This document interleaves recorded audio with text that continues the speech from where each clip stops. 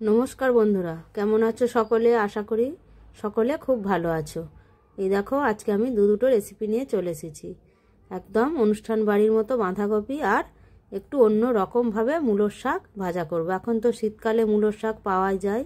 এই দেখো তার জন্য কড়াই বসিয়ে দিয়েছি। কড়াই একটু সরষের তেল দিয়ে দিলাম। এবার আমি তেলে কিছু ফোড়ন দেবো। দিয়ে দিলাম একটু জিরে ফোড়ন, একটু সরষে ফোড়ন আর দিলাম একটু শুকনো লঙ্কা ফোড়ন। এবার দিয়ে দিলাম একটু হিং ফোড়ন। এবার সব ফোড়ন দেওয়ার পর এবার আমি আগে মূলো আর আলু কুটে রেখেছিলাম। এবার দিয়ে দিচ্ছি একটু রসুন, আস্ত রসুন গোটা 6-7 দিয়ে দিলাম। দিয়ে দিলাম একটা পেঁয়াজ কুচি। পেঁয়াজটা নেড়ে দিয়ে দিলাম মূলো আর আলু একসাথে দিয়ে দিলাম। দিয়ে দিলাম অল্প নুন, দিয়ে দিলাম হলুদ। এবার ভালো করে সব মিক্স করে দেব। এবার এটা আঁচটা একদম কম করে দিয়ে চাপা দিয়ে দেবো যাতে ভালোভাবে সিদ্ধ হয়ে যায়। এই দেখো এখানে এবার নেড়ে দিচ্ছি। এখানে এই দেখো আলু মূলো খুব ভালোভাবে সিদ্ধ হয়ে গেছে। এবার এখানে আমি মূলো শাকটা কুটে রেখেছিলাম ছোট ছোট করে। এই মূলো শাকটা এবার আমি দিয়ে দেব। এই দেখো মূলো শাকটা আমি দিয়ে দিলাম। এবার মূলো শাকটা দিয়ে একটু নেড়ে দিয়ে আমি এটা ঢাকা দিয়ে দেবো যাতে শাকটা একটু নরম হয়ে যায় আর শাকটা একটু ভালোভাবে সেদ্ধ হয়ে যায়। এই দেখো এখানে একটু চাপা দিয়ে দিলাম। এবার 5 মিনিট পর চাপাটা খুলে আমি দেখে নেব। এই দেখো চাপাটা খুলে দেখে নিচ্ছি শাকটা নরম হয়ে গেছে। এইবার আর একবার আমি নেড়ে দিচ্ছি। এইভাবে করে তোমরা একবার মূলোর শাকটা বানিয়ে দেখো, খুব টেস্ট হয় আর খুব সুন্দর হয়, একটা অন্যরকম স্বাদ হয়। এই দেখো এবার এটা আমি চাপা দিয়ে দিলাম।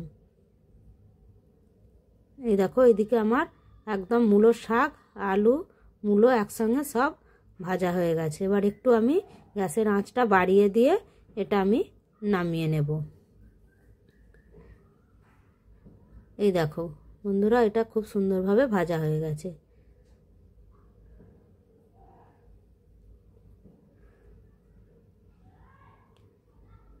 এই রেসিপিটা একবার হলেও তোমাদের করে দেখানোর অনুরোধ রইল।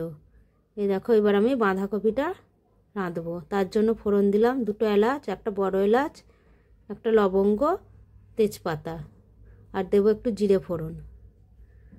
জিরে ফোড়নটা দেওয়ার পর দিয়ে দেবো একটু পেঁয়াজ কুচিটা দিয়ে ভালো করে নেড়ে নিলাম। এই দেখো পেঁয়াজটা এখানে বাদামি করে একটু ভাজা হয়েছে। এবার দিয়ে দেবো টমেটো, একটা বড় সাইজের টমেটো কুচি। টমেটোটা দিয়ে ভালো করে নাড়াচাড়া করে নেব। এবার এখানে আমি কিছু মশলা দিয়ে দেবো একটু রসুন বাটা, একটু আদা, দিয়ে দেবো একটু ধনে গুঁড়ো, জিরে গুঁড়ো, হলুদ, লঙ্কা আর কাশ্মীরি লঙ্কার গুঁড়ো সব কিছু দিয়ে ভালো করে এবার একটু মশলাটা কষিয়ে নেব।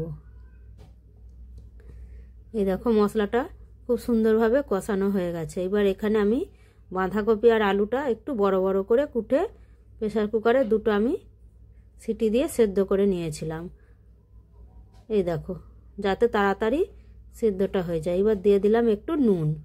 এবার নুনটা দিয়ে ভালো করে আবার একটু মিশিয়ে নিচ্ছি বাঁধাকপি আর আলুর সাথে। এবার অল্প সামান্য পরিমাণে একটু জল দিয়ে দেব। এটা সেদ্ধ হয়েই আছে, বেশি জল লাগবে না। এখানে অল্প জল দিলেই আমাদের তরকারিটা একদম সুন্দরভাবে রান্না হয়ে যাবে। এই দেখো এবার ভালো করে নাড়াচাড়া করে এবার একটু আমি চাপা দিয়ে দিলাম। এই দেখো একদম আমাদের তরকারিটা রেডি হয়ে গেছে। অনুষ্ঠান বাড়ির মতো বাঁধাকপি। তোমরা এইভাবে করে একবার রান্না করে দেখতে পারো। এটা গরম ভাত, রুটি, পরোটা সব কিছুর সাথেই খাওয়া যায়। আমার আজকের এই রেসিপিটি তোমাদের কেমন লাগলো? ভালো লাগলে কমেন্ট করে জানিও আর একটা লাইক করে দিও। ততক্ষণে সকলে ভালো থেকো।